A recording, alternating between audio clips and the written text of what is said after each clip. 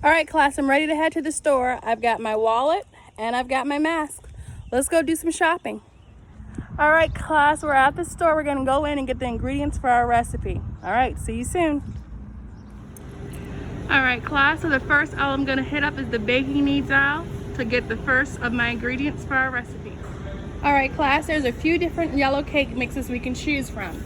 We have the Duncan Hines yellow cake mix, and it's usually $1.28. Right now it's 5 for 5, so that'll make it $1. And we also have the Betty Crocker yellow cake mix, which is $1.49. The best deal would be, which one do you think? $1 or $1.49? If we're using the round up method, 5 for 5 is going to be just $1. But the $1.49 rounds up to $2. So let's go with the $1. All right, class, next up, we're going down the ice cream aisle to get the next ingredient. All right, class, there's a lot of different vanilla ice creams to choose from. You've got some that's on sale 2 for 5. That'll make it $2.50. You've got the large tubs for $5.79. And you even have the store brand ice cream, and it will run you $2.39. Right now, that seems like it's the cheapest one. All right, class, last on the list, we gotta go down this aisle to get to the eggs. All right, class, we have a lot of options when it comes to eggs. There's organic, there is regular eggs, grade A. We've got cage-free fresh brown eggs. There's so many different types of eggs you can buy. All right, if you're looking at prices, again, you've got the Nature's Own cage-free eggs for $2.99, and then you have the grade A fresh eggs for just $1.19. You choose the eggs you would like. Some of them are $3.29, some of them are a little bit less, some of them are a little bit more, and you get the ones you're going to get. Now, I kind of like the Nature's Own brown eggs, especially for baking, so I'm gonna get this one. And also, I like the packaging because it doesn't break. And I got kiddos. All right, class, now we're on this last aisle. It has the food wrap and the bags, but it also has our parchment paper. If you look below the aluminum foil, you're gonna see that there is parchment paper, and the cost of the parchment paper is $3.09 for the Food Line brand and $4.48 for the Reynolds brand. Now, if you round up using our dollar up method, that means the Food Line one will cost us about $4 and the Reynolds will cost us about $5. So I'm gonna go with the $4. Class, now we have all of our ingredients that we need for our recipe, and we're at the register, so we'll be able to pay. All right, class, our total is $9.58. Using the dollar up method, I would give the cashier $10 and hold my hand out for my change. Today, I'm going to use my debit card. All right, so as you can see, it's about 11:31. I'm going to turn my oven to 350 degrees, as it says in the recipe. We get it right there, perfect. And then that light comes on that tells me the oven on. It has not preheated yet. It will take a while. What we can do while the oven is preheating is the rest of the steps. Next step is to put the cake mix, eggs, and oil into a bowl, and then we'll stir it with a fork. All right, so for the next step, we need a half a cup of vegetable oil. I have my measuring cup, my liquid measuring cup. So I'm gonna pour in half a cup of the oil. Let me make sure I am where you can see me. And I'm gonna stop right when it gets to the half cup point. So that's half a cup of vegetable oil. And what we're gonna do is we're gonna put the cake mix, the eggs, and the oil into a bowl, and then we'll stir it all together with a fork. So I have my fork, I have my bowl, and I have my cake mix. Again, we chose the Duncan Hines cake mix, not because we are a fan of the brand or anything like that. We just wanted the cheapest option, and it was 5 for $1, so that means this only cost me $1. Oh, it was 5 for $5, excuse me. It was 5 for $5. I bought one, so it cost me $1. Again, I'm not going to rip this open with my teeth. I'm going to use my kitchen scissors. Just trying to make sure that everything's nice and sanitary. And I am pouring my cake mix into the bowl. Ooh, it smells delicious. All right, that's the cake mix. Next up is my 2 eggs. Some people crack eggs with one hand, some people crack eggs with 2 hands. It doesn't matter. You just crack the egg, you let it go inside of your cake mix, and you try not to get any shell in there. So I got my first egg in the bowl. I don't know if you can see it, it's kind of covered up with the powder now. And I'm gonna do the same thing with my second egg. And there we go.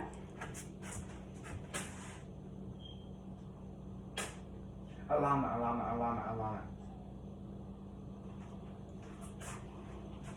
No, all right. Got my fork. And I'm adding my oil, and I'm just gonna stir it with the fork. Never done it this way before, but we'll see what happens. So I'm putting it all in there and I'm stirring. It's interesting. We'll see if we have the dough in a few minutes.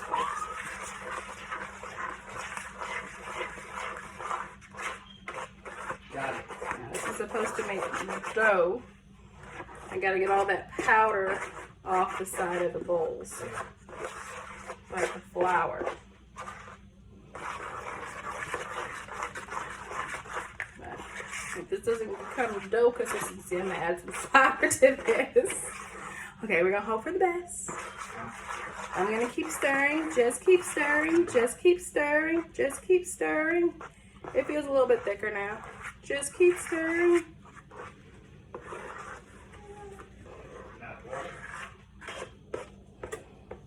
I'm gonna roll this into a ball. All right, it's getting there. All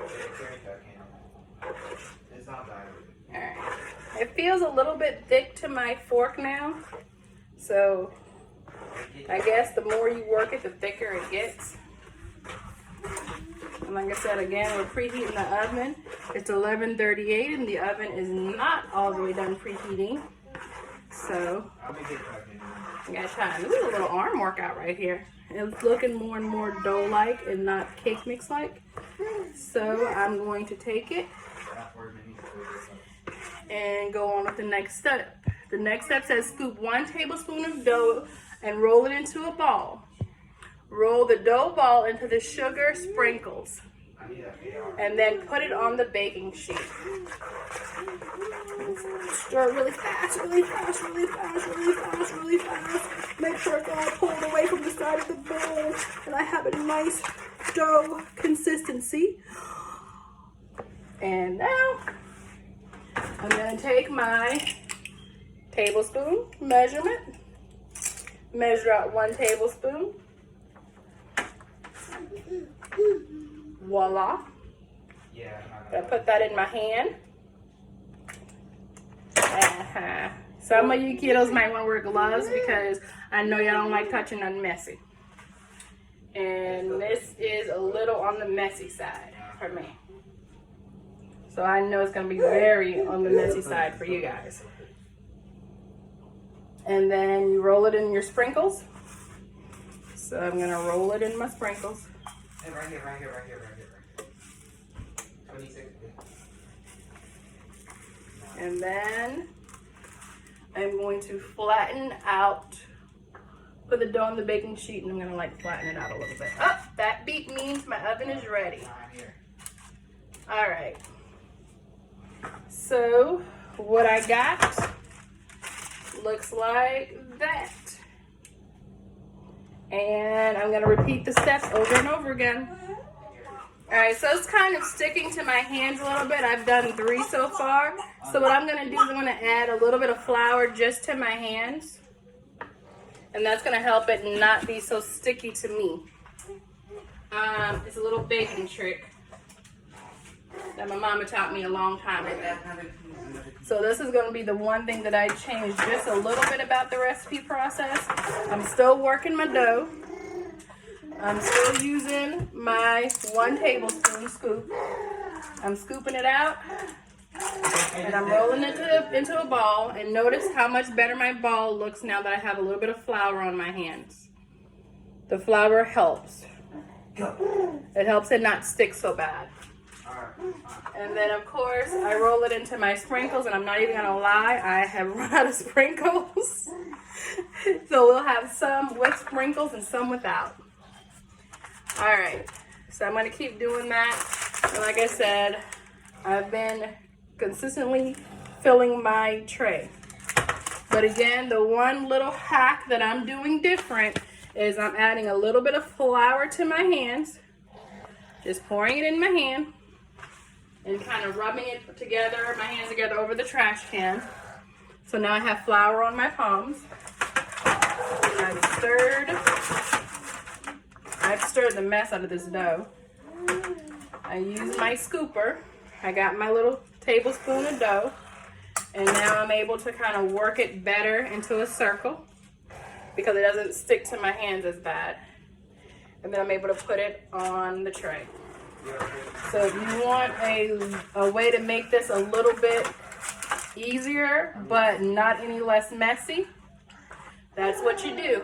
You use your scoop, a little flour on your hands, and you can roll it into a ball much better. And you can place that on your baking sheet. Works way better. So that's a little hack for you. Flip it around? Yeah, and yeah, we already started. Right. I have to cut this part out. So I'm using the, oops, gotta remember to use the tablespoon scooper. Scooping 1 tablespoon into my hand. My hack was I added flour to my hands. It stopped the dough from sticking to me, and it allowed me to make a better ball. And then I placed it on the cookie sheet with the parchment paper. Scooped out another tablespoon. Roll it around in my hands and put it on the parchment paper. Again, this is a little bit messy because I'm not a baker like my mama. Yeah, that's not yet. But I do know flour makes it better. The fun is in the mess. So says the son with clean hands. Alright, and then you just roll the dough. Bless you, Grace. And you add it onto your parchment paper. You do that with the remaining set. Bless you. Did you get into my flour a little bit? My bad. Nah, babies are cute. Alright. Get a little bit more.